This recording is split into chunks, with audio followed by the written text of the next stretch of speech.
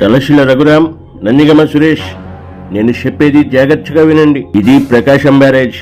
ఈ ప్రకాశం బ్యారేజ్ దగ్గరికి మీరు చాలా పెద్ద పెద్ద ఇసుక బోట్లు వదలండి.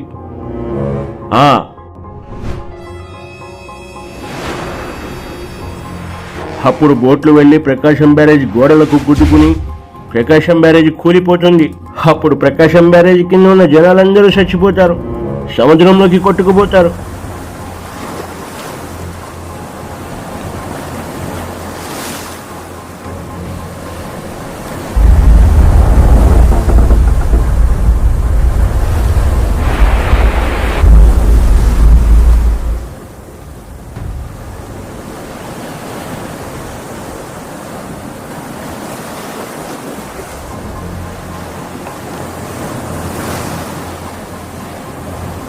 అప్పుడు చంద్రబాబు రాజీనామా చేస్తాడు, రాష్ట్రపతి పాలన వస్తుంది.